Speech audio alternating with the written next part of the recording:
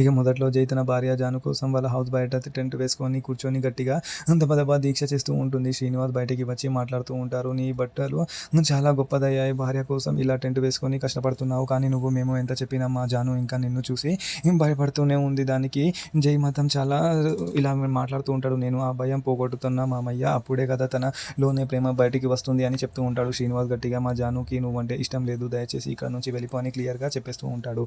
అయితే జైకి గట్టిగా కోపం వచ్చి చాలా ఓవర్ యాక్టింగ్ చేస్తూ ఉంటాడు. లక్ష్మి వచ్చి ఆపుతుంది. ఇప్పుడు జైతన స్ట్రేంజ్గా మాట్లాడుతూ ఉంటుంది. చిన్నప్పుడు జానుకి జ్వరం వస్తే ఇంజెక్షన్ వేయించి ఉంటారుగా, అది తనకి ఇష్టం లేకనే చేయించారా? లేదు కదా. ఇంజెక్షన్ చూసి తన భయపడిందా? తనకి మంచి జరుగుతుంది కాబట్టి కదా మీరు నచ్చ చెప్పిన మార్పించారు. ఇప్పుడు నేను కూడా అంతే అని చెప్తూ ఉంటాడు. అప్పుడే జాను డైరెక్ట్గా స్పాట్లోకి ఎంటర్ అవుతూ ఉంటుంది. ఇతనితో ఎందుకు మాట్లాడుతున్నారు మీరు అని వాళ్ళ పేరెంట్స్ని గట్టిగా తిడుతూ ఉంటుంది. జాను ఇగో డైవర్స్ పేపర్స్ నేను ఆల్రెడీ సైన్ చేసేసాను. నువ్వు ఇంకా ఏం చేయడం అవసరం లేదు, వెళ్ళిపో అని చెప్తూ ఉంటుంది. నువ్వు తొందర పడుతున్నావు జాను అంటే, జాను మాత్రం ఇప్పటికీ నేను చాలా ఆలస్యం చేశా అని ఫిక్స్ అయిపోతూ ఉంటుంది.